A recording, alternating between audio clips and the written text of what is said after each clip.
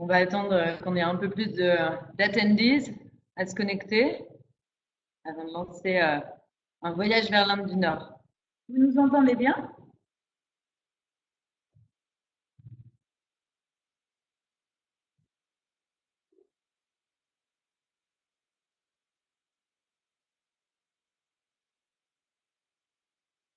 Oui. À partir du moment où vous entendez les klaxons, c'est que vous entendez bien.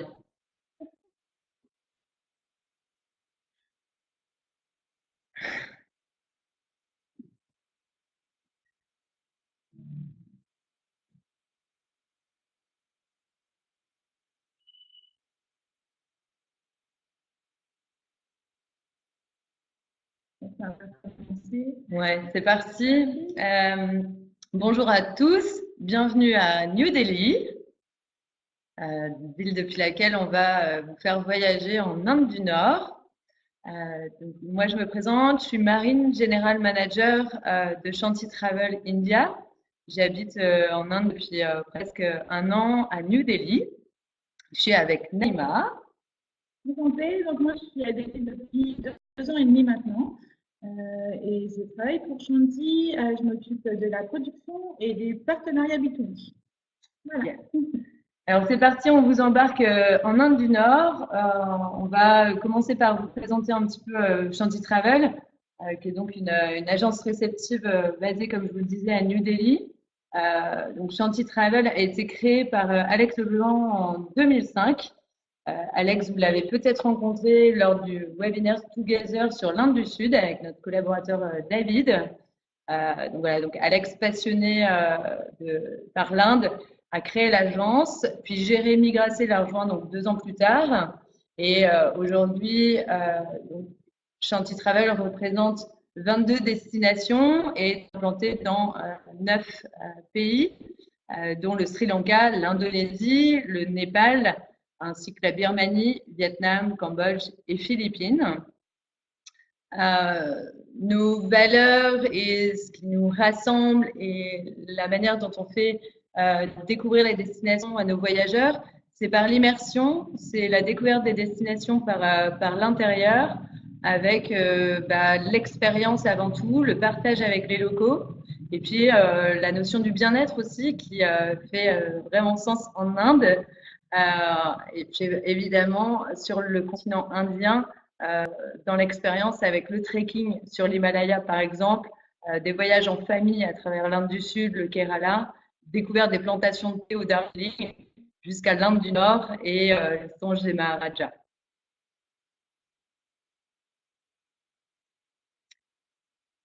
Donc, plus précisément, en termes de réactivité, Shanti Travel, c'est un devis que votre voyageur réceptionne dans les 24 à 48 heures. Il est surtout modifiable en effet à votre image puisqu'on travaille essentiellement en sur-mesure. Le but, c'est que nos collaborateurs pensent pour le voyageur et dessinent le voyage de rêve. On prodigue évidemment un service de conciergerie 24 heures, 24/7, ce qui signifie qu'entour nos collaborateurs et travel experts sont disponibles en cas de besoin. Ce qui prend sens évidemment sur la destination Inde, de manière à réduire les problèmes de communication interculturelle et puis régler toute la logistique. Évidemment, on amortit dans ce sens la prise de risque.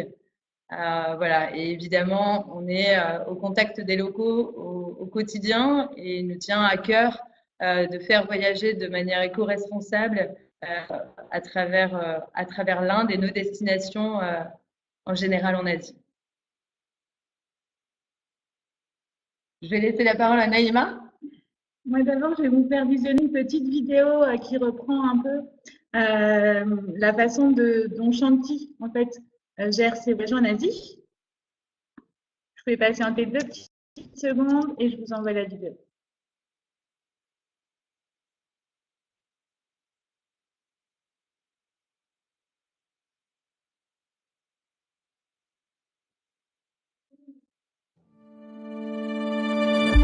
J'ai toujours rêvé de voyager en Asie. Comme tout le monde, je ne veux rien manquer de mon voyage. Je veux vivre le meilleur du pays que je découvre et me laisser transporter par l'expérience. À distance, c'est long et compliqué de tout organiser. Grâce à Chanty Travel, j'ai été directement en contact avec un expert voyage. Les experts Chanty, ce sont des Français et des francophones qui habitent sur place en Asie. Ils connaissent le pays comme leur poche. Ensemble, nous avons organisé mon voyage en fonction de mes envies, tout en respectant mon budget. À mon arrivée à l'aéroport, Brice était là pour m'accueillir avec une surprise, un carnet de voyage et même une carte SIM pour rester en contact. Comme ça, il veille sur moi tout au long de mon séjour. Il m'a donné tous ses bons plans locaux, bonnes adresses et restaurants. Avec Chanty Travel, on peut voyager en solo, en couple, en famille et même en groupe. Bien plus qu'un voyage, c'est une véritable immersion faite de belles rencontres avec ses habitants. Chanty Travel est une agence locale, sans intermédiaire, et ça, c'est bon pour le développement économique du pays. J'ai réalisé le voyage de mes rêves. J'ai hâte de retrouver l'équipe de Chanty Travel pour une prochaine aventure et découvrir l'Asie en version originale.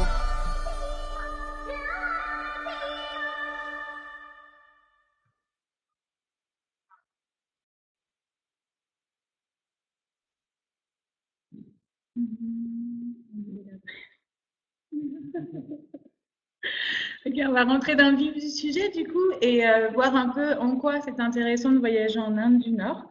Donc on est bien tous d'accord que l'Inde du Nord c'est un imaginaire, c'est quelque chose de rêvé. L'Inde du Nord c'est vraiment l'Inde des Maharajas, c'est une Inde historique, c'est une architecture incroyable, c'est vraiment des palais, des anciennes Havelis. C'est une cuisine extraordinaire. Juste la cuisine indienne fait vraiment partie du voyage. On vous invite vraiment à venir découvrir et à faire découvrir cette gastronomie à vos voyageurs. C'est plonger vraiment dans une Inde féerique, culturelle et majestueuse. L'Inde du Nord, c'est vraiment l'Inde qu'on a tous dans notre imagination en fait. L'Inde du Nord, c'est aussi des paysages, même si on est sur un côté un peu semi-désertique, puisqu'on est aux portes du désert du Thar. Vous avez quand même une vie sauvage avec beaucoup de parcs nationaux. Donc, il y a encore des réserves sur lesquelles vous pouvez retrouver des tigres, des léopards.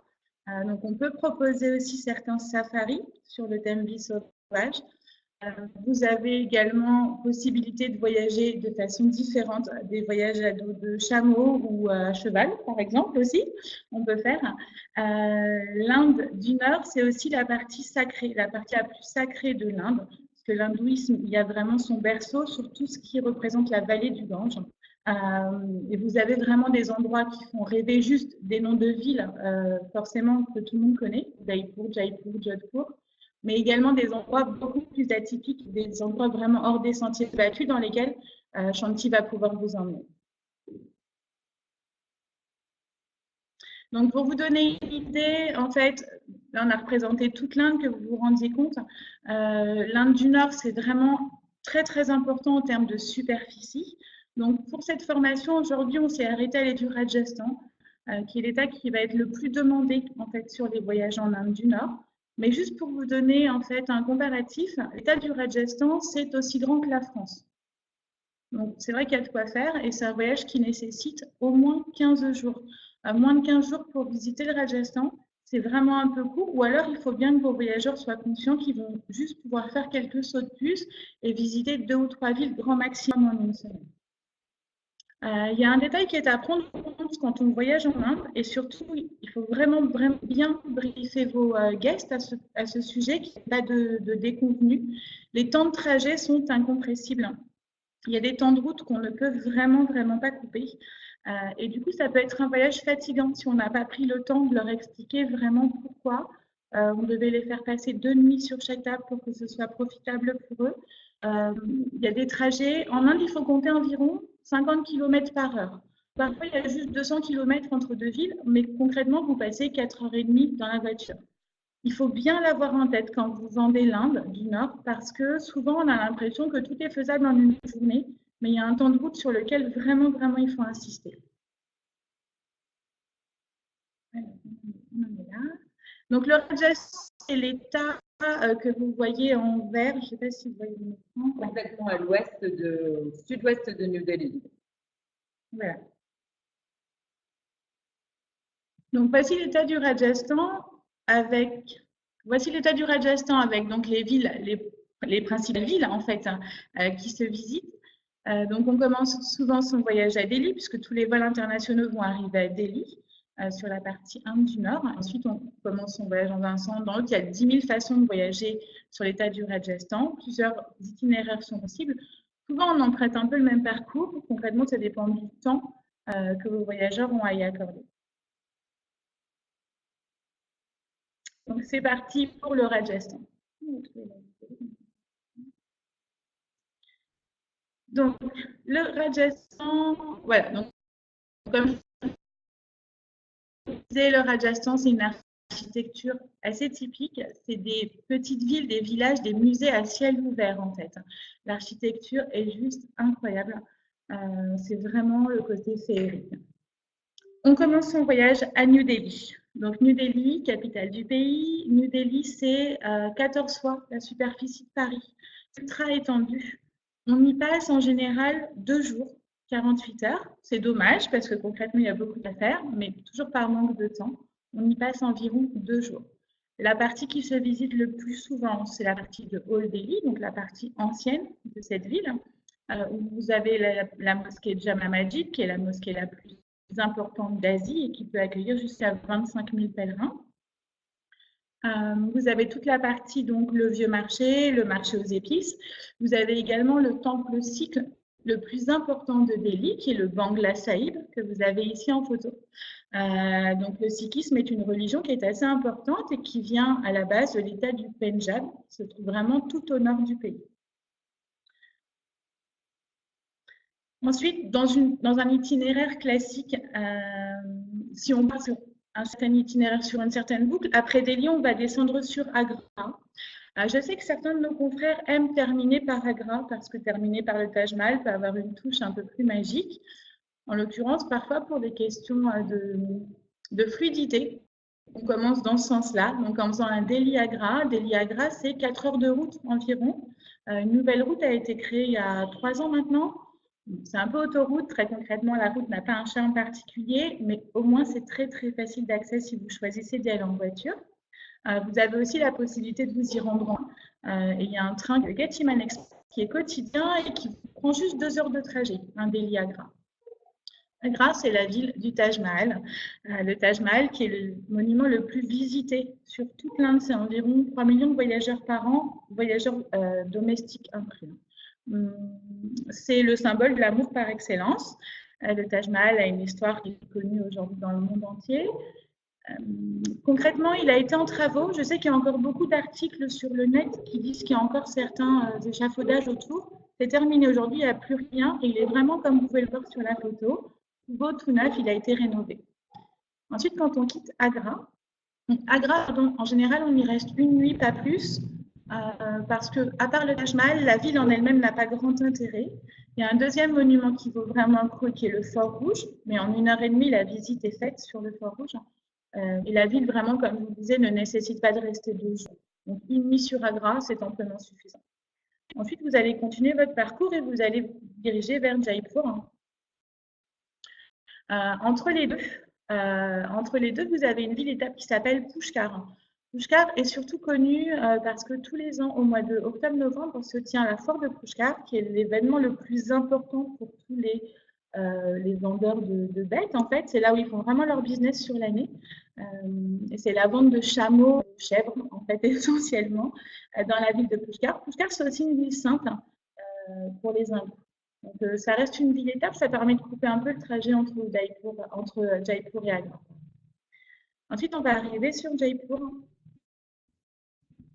Jaipur est connue comme étant la ville rose.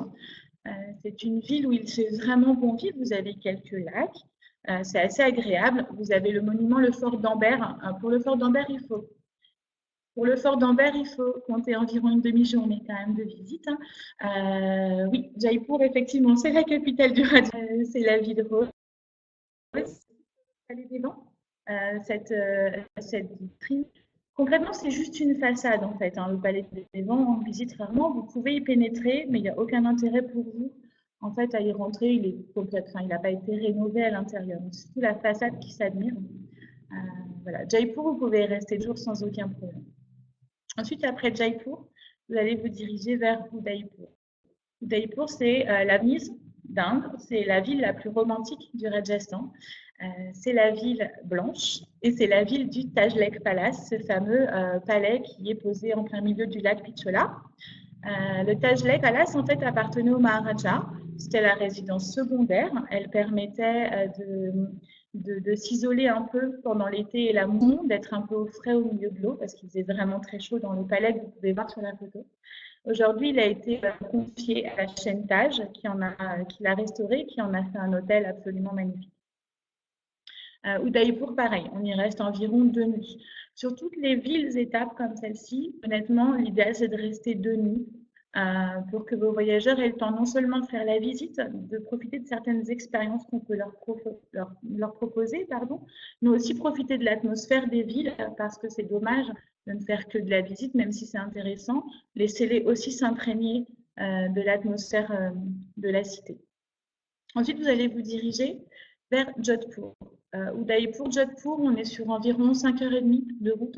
Donc, les trajets sont quand même assez importants. Il faut quand même en tenir compte. Donc, Jodhpur, c'est la ville bleue. Une légende dit que le bleu en fait des murs est censé éloigner les moustiques. Très concrètement, je me suis fait piquer à Jodhpur. Je ne pense pas que ça fonctionne vraiment, mais on n'a pas vu le résultat. On n'a pas vu, mais voilà, c'est la ville bleue. Elle est connue pour ça. Vous avez un marché assez intéressant, le Sardar Bazar, avec sa clock tower. Vous avez ce monument absolument incroyable qui est la forteresse, le fort de Mehengar, et qui, à mon sens, est l'un des plus beaux monuments du Rajasthan. La pierre a été sculptée comme de la dentelle, c'est absolument incroyable. C'est absolument magnifique. La vue est à couper le souffle quand vous êtes en haut. Et ce que vous pouvez voir en bas, là en blanc sur la photo, ce sont en fait des tombes. Voilà. Le site est juste incroyable, c'est juste exceptionnel. Voilà une petite photo de la ville bleue. Un petit moustique. Ensuite, après Jodhpur, on va se diriger vers Jaisalmer. Jaisalmer, c'est vraiment la cité du désert. On est aux portes du désert. Jaisalmer, c'est la ville dorée. Voilà, Jaisalmer. Donc là, on se rend bien compte, en fait, c'est des villes qui ont des codes de couleurs. On est sur Jaipur, la ville rose, Udaipur, la ville blanche, Jodhpur, la ville bleue, et Jaisalmer, la dernière, c'est la cité d'or.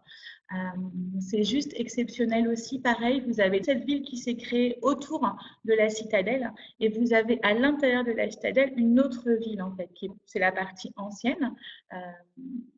Et du coup, vous avez beaucoup de temples à l'intérieur, beaucoup de temples jaïs surtout. Donc, encore une autre religion qui est présente ici en Inde. Pareil, Jaisalmer, on peut y rester 2 nuits.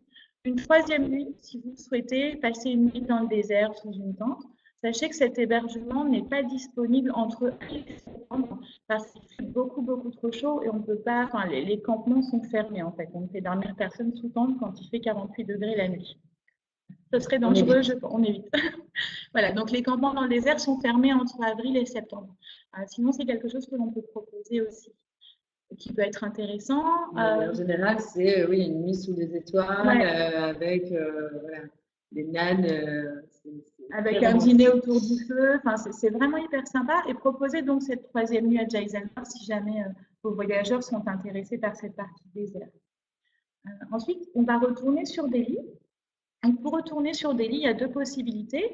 Il y a des vols quotidiens au départ de Jaisalmer qui vous amènent directement à Delhi aujourd'hui en 1h30.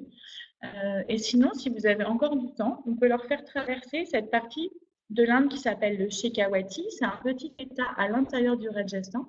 On ne peut pas faire un Jaisalmer Delhi en une traite en voiture, c'est pas possible. Il va falloir faire 2 arrêts, à Mandawa, à un Bikaner, pour passer au moins une nuit sur chaque.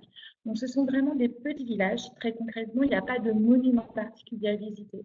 C'est vraiment découvrir la vie locale, prendre le temps de discuter, de partager avec les habitants, de jouer au ballon avec les enfants, peut-être de visiter une école, d'aller au marché. Ce sont vraiment des villes, des petits villages. Voilà, ça c'est l'architecture typique du Shekhawati. Donc, c'est vraiment des musées à ciel ouvert. Et la seule chose que vous avez à faire en fait dans ce petit état, c'est juste vous balader et apprécier. Il n'y a pas de monument extraordinaire à voir.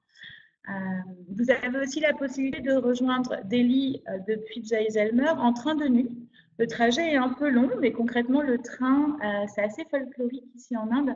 C'est le moyen locomotion le plus utilisé parce que tous les locaux prennent le train. Donc, ça fait aussi l'occasion de belles rencontres, de prendre le temps avec la population. Si vous aimez partager, très concrètement, le train, ça peut être aussi quelque chose un peu exceptionnel, une expérience à part entière en fait à glisser à l'intérieur de votre itinéraire. Et nous voilà de retour à Delhi, après s'être reposé un petit peu autour de ce magnifique Rajasthan. Je vais vous faire visionner. Je vous ai mis une petite photo de Holi parce que ça reste un des festivals les plus importants ici en Inde. Holi se tient tous les ans au mois de mars et c'est la fête des couleurs. Ça célèbre l'arrivée du printemps en fait et la victoire du bien contre le mal. C'est vraiment un événement ici, c'est vraiment quelque chose où tout le monde se retrouve en famille, entre amis. C'est l'occasion de partager des gros dîners et c'est surtout l'occasion de faire la fête. Donc tout le monde, mais vraiment absolument tout le monde se retrouve dans la rue et on s'asperge de couleurs comme ça pour se souhaiter juste des choses positives en fait. Je vous fais partir un petit peu en voyage et je vous fais découvrir une vidéo sur l'Inde du Nord.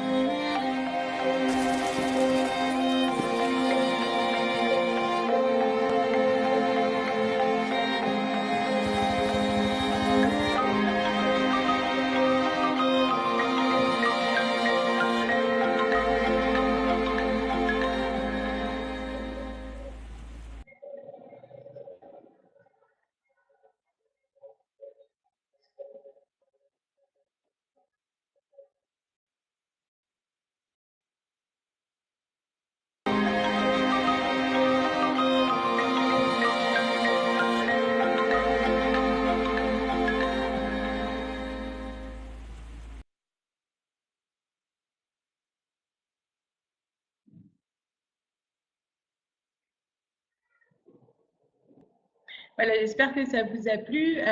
Juste, oui, une précision, la fête de Holi, donc cette fête des couleurs, elle se célèbre essentiellement sur la partie Inde du Nord. Donc, pas uniquement à Delhi, vraiment sur toute la partie Inde du Nord, dans toutes les villes qu'on vient de parler ensemble, vous pouvez célébrer Holi. Et même dans les tout petits villages. Quand partir en Inde? Quelle est la meilleure saison pour vous et pour vos voyageurs? Donc, entre octobre et fin mars. C'est vraiment la meilleure saison pour découvrir l'Inde. Les températures sont clémentes, il ne pleut plus, on est vraiment en saison sèche, mais on est aux alentours d'une vingtaine de degrés, 25 degrés. Sur Delhi, il fait un peu frais. Là, par exemple, aujourd'hui, on doit être entre 10-12 en journée, on arrive à 5 la nuit. Donc, voilà, il faut les prévenir. Sur Delhi, il fait un peu plus frais. En l'occurrence, après, sur toutes les autres villes du Rajasthan, on tourne aux alentours d'une vingtaine de degrés. Et pour visiter, c'est vraiment la température idéale. À partir de mai, ça commence vraiment à augmenter. Très concrètement, cette année, dans l'année dernière, on a eu entre 45 et 50 degrés pendant 4 mois. Donc, ce n'est pas idéal. Après, on peut toujours trouver d'autres endroits pour visiter l'Inde à cette période. Donc, comme vous le disais aussi, vous avez plusieurs façons de voyager et plusieurs thématiques. L'Inde s'y prête. On peut vraiment tout faire. L'Inde, c'est un pays ultra, ultra photogénique. Très concrètement, si vous êtes amateur de photos, si vous aimez la vidéo, vous allez faire vraiment de très, très, très belles choses ici, de très belles images. C'est un pays où on peut facilement faire des rencontres. Les gens sont vraiment authentiques, même si on est dans un côté très touristique, on va dire. Certaines villes sont vraiment, vraiment très fréquentées. Mais concrètement, les gens restent très authentiques. Leur culture est très, très présente aujourd'hui. Ils n'ont pas été du tout happés par le tourisme et ils restent vraiment, vraiment très, très nature. Vous avez aussi en Inde, bien évidemment, tout ce côté bien-être, le yoga, la méditation, l'ayurveda, qui va être une gastronomie assez naturelle. Ça, vous pouvez aussi retrouver. Le côté détente, même si on est en Inde du Nord, on peut aussi vous proposer des voyages un peu plus détente. Certes, les temps de route sont incompressibles, donc ça reste quand même un peu plus active, mais on a de très, très, très beaux hôtels, des forts, des palais avec des piscines ou des choses, des safaris en pleine nature qu'on peut vous proposer et qui vous permettront de vous détendre, quelle que soit la façon que vous ayez voyagé. Voilà, donc vraiment plein de choses possibles à faire ici en Inde. En fait, concrètement, tout est possible. C'est un pays qui est vraiment ultra diversifié et du coup, on peut vraiment tout vous proposer en fait. Il n'y a pas de limite sur un voyage en Inde. Il y a vraiment plein, plein de belles choses. Voilà. L'image de fin. La petite image de fin.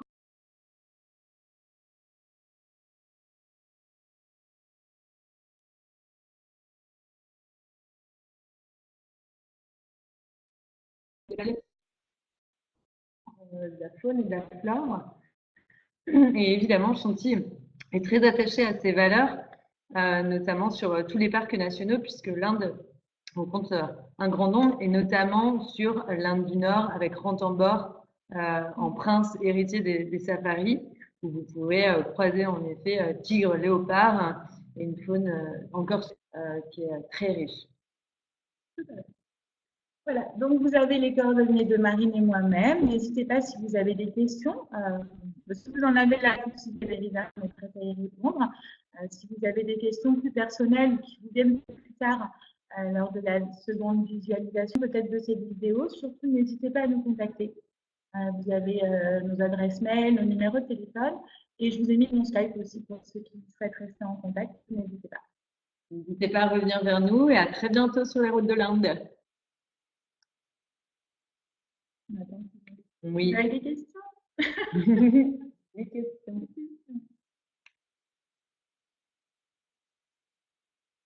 Alors oui, on a un départ, Gauthier, oui, on a un départ au lit en petit groupe et effectivement, il reste 8 places sur ce petit groupe.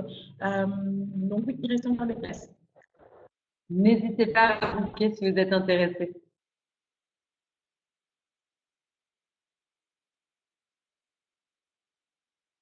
Alors, aujourd'hui, officiellement, le système de caste a été aboli en Inde. Officiellement, on n'est plus censé parler de caste. Après, très concrètement, on ne peut pas se le cacher, ça existe encore. C'est un système qui a été mis en place pendant de nombreuses années et on ne peut pas du tout le supprimer comme ça du jour au lendemain, même si une loi est passée. En l'occurrence, au quotidien, très concrètement, vous n'allez pas le sentir. Vous n'allez pas le sentir. Les gens se mélange quand même de plus en plus. Et en tant que voyageur, vraiment, vous n'allez pas y être confronté du tout, du tout. Le système de caste, comme le dit Naïma, il a été aboli lors de la déclaration d'indépendance par Gandhi. Ça fait partie, il faut le savoir, et je pense que c'est important de le communiquer, ça fait partie du voyage. Et en effet, c'est encore ancré dans les mœurs, bien qu'il est tout à fait interdit de parler de sa caste ou de demander d'ailleurs à un Indien à quelle caste il appartient. Pour autant, en effet, au quotidien, on voyage en le ressentant, en assistant à notre chauffeur qui ne communique pas avec notre responsable hôtelier. Et ça, il faut y être prêt. On le dit souvent, l'Inde, c'est un voyage qui se vit véritablement le mieux avec le peu d'attente. Donc, je pense que c'est important de voyager avec l'esprit libre et sans attente pour au mieux en profiter. Alors oui, effectivement, la vidéo, enfin le replay va être envoyé à tout le monde, hein, donc on va vous envoyer tout ça dès lundi pour ceux qui ont pu s'absenter ou qui n'ont pas pu assister. Vous allez pouvoir le revoir. Henriette, niveau hygiène, alors très concrètement, c'est pas si dramatique que ce que l'on peut penser en fait. Je pense qu'on a une vision quand on n'est pas présent ici qui est un peu exagérée des conditions d'hygiène en Inde. Oui, tout n'est pas ultra brillant et rutilant. En l'occurrence, ça dépend vraiment. Si vos voyageurs dans les hôtels, il n'y a aucun problème, c'est propre. Les voitures sont juste impeccables. Après, effectivement, quand on va dans les gares, quand on est dans les tout petits villages, ou même à Delhi, sur certaines avenues, bah oui, il y a des vaches un peu partout dans la rue, donc bah, tout n'est pas nettoyé. Les poubelles, c'est un peu à ciel ouvert. C'est une réalité, mais très concrètement, ce n'est pas aussi sale que ce que l'on peut penser. Il n'y a pas de problème d'hygiène. Mais ce qu'on conseille à nos voyageurs quand on parle d'hygiène, c'est pas nécessairement l'hygiène au quotidien. C'est-à-dire que, en effet, on est chez des hôteliers qui accueillent du tourisme domestique ou étranger depuis des années maintenant. L'hygiène, par contre, on va plutôt parler là de la nourriture, par exemple. C'est-à-dire qu'en effet, il y a des codes à respecter, être prudent, avoir ces petits médicaments au cas où si on a fait une petite rencontre de street food qui s'est mal passée. Ça, c'est une réalité en effet, parce que les normes d'hygiène sont évidemment différentes. Mais il faut s'enlever, je pense, de la tête le fait que ce soit à l'opposé tellement de nos codes occidentaux qu'on ne puisse pas y vivre ou en profiter sereinement. C'est un bon lien en effet vers les enfants. Il n'y a rien de choquant. En fait, selon moi, ça devient choquant à partir du moment où on le nourrit. En tant que parent ou accompagnateur d'enfants, c'est aussi notre responsabilité d'éveiller l'esprit et juste d'observer que, en effet, c'est différent ailleurs. Il faut savoir que bien que vous soyez confronté à la mendicité, vous serez toujours confronté à des sourires. Et il faut bien le garder en tête. En fait, il n'y a pas de souci même pour les familles qui voyagent avec des enfants. Au contraire, ils créent des liens et eux, ils ne sont pas sensibles à tout ça très concrètement. Donc, comme disait Marine, c'est vraiment en fonction du message que véhiculent les parents. Mais il n'y a vraiment rien de choquant. Pas de vaccin obligatoire non plus pour tout ce qui est sanitaire. Juste de la rage. En fait, il faut juste vous rapprocher de vos médecins traitants et voir avec eux en fonction de votre passif, en fait, tout simplement. Mais sinon, rien n'est obligatoire pour venir en Inde. Voilà. Est-ce qu'il y a d'autres questions?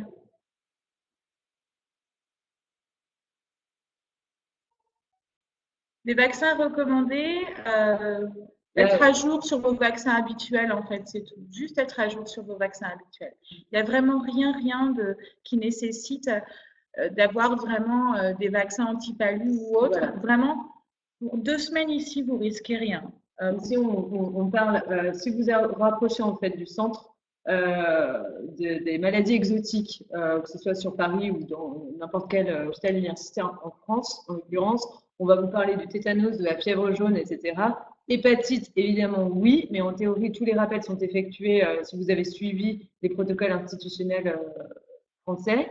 La rage, tétanos, typhoïde et voilà.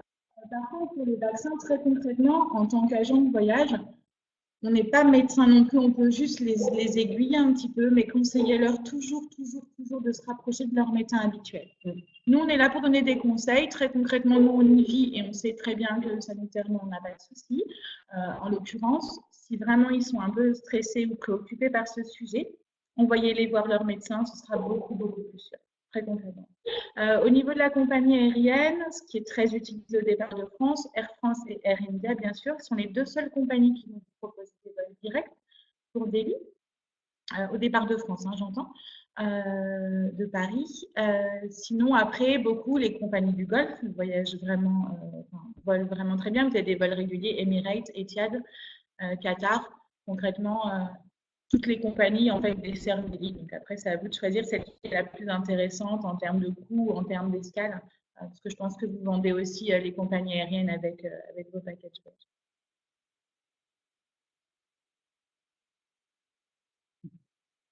Merci Gauthier. Merci Gauthier. Est-ce que vous avez d'autres questions? Non. Pas de questions sur la nourriture.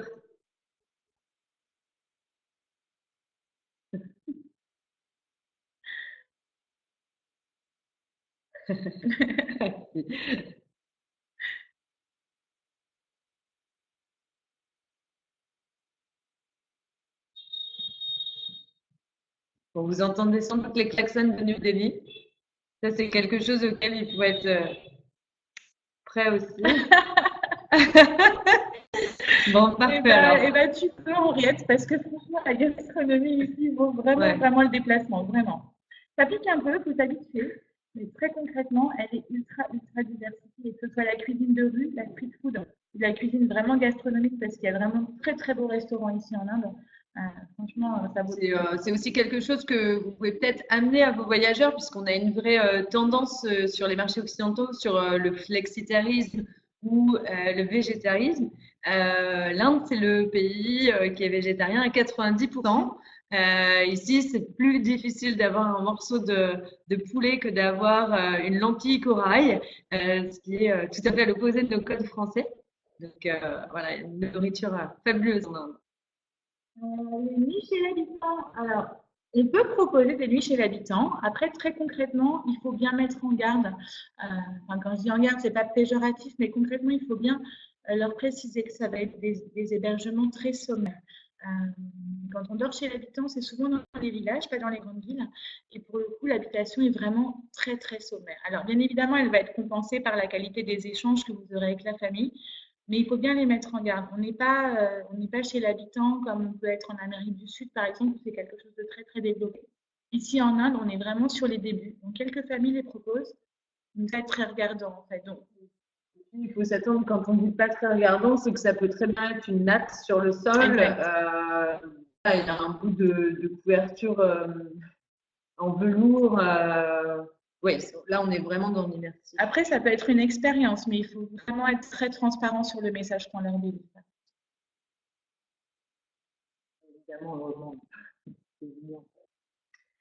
Alors, si on parle de 3 étoiles standard France, ouais, franchement, il n'y a pas de problème. Il y a une très belle hôtellerie ici en Inde. On a de très jolis palais, d'anciens forts et de havelis qui ont été reconvertis aujourd'hui en hôtel. Très concrètement, c'est plein, plein de charme. C'est propre. Après, il ne faut pas se leurrer. On reste en Inde. Donc, parfois, il y a une coupure d'électricité. Parfois, il n'y a pas d'eau chaude. Ça reste très isolé, bien évidemment. Ce n'est pas quelque chose qu'on a tous les jours, mais ça peut arriver. Il n'y a pas de baguettes et de croissants à tous les petits déjeuners. Ça aussi, dès l'instant où on n'est pas sur un hôtel 5 étoiles, sur un Taj, un Oberoi, très concrètement, on n'a pas ce genre de prestation. Mais effectivement, c'est tout à fait correct et confortable.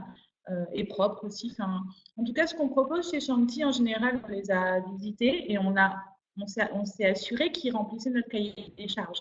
Donc, il y a quelque chose d'important, en effet, et je pense que c'est relatif à partout à l'étranger ou en tout cas en Asie, c'est que les standards employés ne sont pas les mêmes que les nôtres en France. Donc, nécessairement, vous allez en parler d'un Castle Heritage, d'un Deluxe Castle Heritage Hotel Resort. On a des emplois de termes qui peuvent un petit peu nous déconcerter quand on arrive finalement dans la chambre, puisqu'on a une attente occidentale, c'est tout à fait normal. Il faut être ouvert à ça. Voilà, n'oubliez pas de communiquer à vos voyageurs qu'en arrivant en Inde, il y a forcément des différences, comme l'expliquait Naïma. Quand on parle de l'Inde du Nord particulièrement, on parlait tout à l'heure du désert du Thar, c'est une région qui est très poussiéreuse.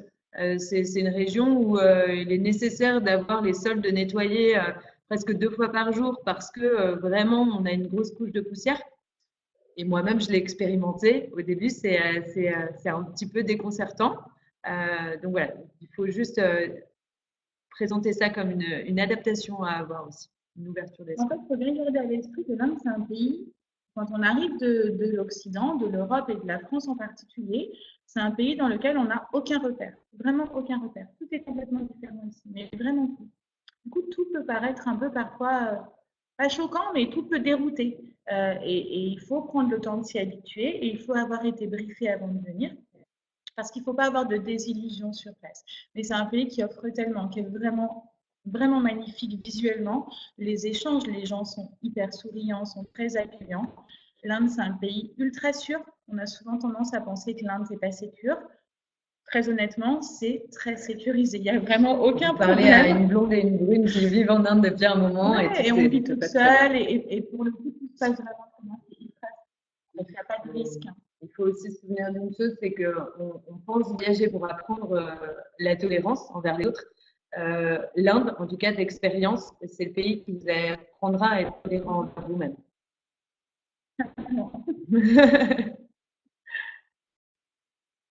Quelle étape? Pour répondre à ta question, pour les étapes venues chez l'habitant, on peut trouver aux alentours de Jaipur, dans les petits villages aux alentours de Jaipur. Pareil autour de Jodhpur aussi, la ville bleue dont je vous parlais tout à l'heure. Mais après, ça dépend vraiment.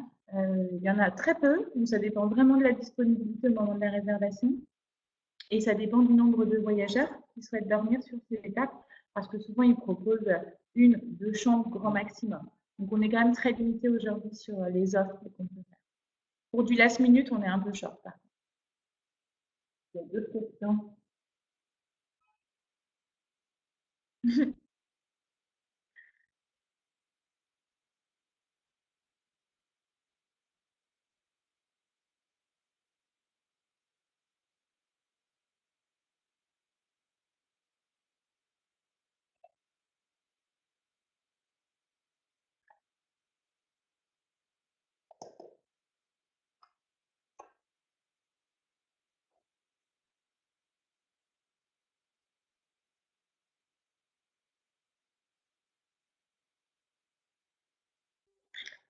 Alors oui, forcément, les trajets, quand on dit 4-5 heures de route, c'est pas 4-5 heures non-stop. Hein. Au bout de 2 heures, 2 heures et demie, vous allez vous arrêter. Déjà parce que nos chauffeurs sont briefés et pour des questions de sécurité. C'est comme en France, en fait, on leur demande de s'arrêter toutes les 2 heures. Ça peut être 2h30 ou 2h45 parce qu'on n'a pas forcément d'endroit sur lequel on peut vous faire s'arrêter comme ça en plein milieu de la route, en plein milieu de nulle part. Mais concrètement, oui, vous allez forcément faire des arrêts et on peut aussi, pendant ces 5 heures, prévoir aussi une visite. Si quelque chose d'intéressant sur la route, un temple, un monument particulier, bien évidemment, qu'on vous fait stopper pour que vous puissiez avoir le temps de le visiter, de vous dégourdir les jambes, de faire un arrêt pipi, d'aller boire un café, un chai. Surtout, on vous recommande de boire le chai, qui est le thé traditionnel, très très sucré, mais qui reste un thé épicé assez sympa à boire. Voilà, oui, il y a toujours des arrêts et de toute façon, on ne voyage que sur enfin là on est sur du voyage individuel et concrètement vous êtes libre de demander à votre chauffeur de vous arrêter quand vous voulez. Après très concrètement, il ne faut pas non plus que votre trajet vous prenne 7 heures et que ça vous prenne toute la journée. Mais effectivement, si il y a quelque chose qui vous intéresse sur la route, même s'il n'y a pas d'arrêt de prévu, vous pouvez lui demander d'aller vous arrêter, bien sûr. Avec plaisir, Henriette, on vous attend. Non, mais c'est à faire. Nous, on recommande. Moi, je suis venue pour 1 an et ça fait 2 ans et demi que je suis là et je ne compte pas repartir demain. L'Inde va vous… J'espère que l'Inde va vous charmer, qu'on vous attend en tout cas. C'est cool, ça donne envie. Ouais. On part en Madagascar? Allez.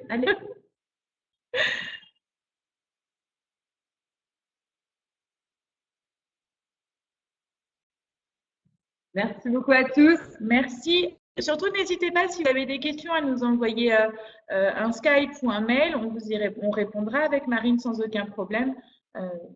Dès lundi, on est à votre disposition au bureau. Parce qu'ici, il est bientôt 17h.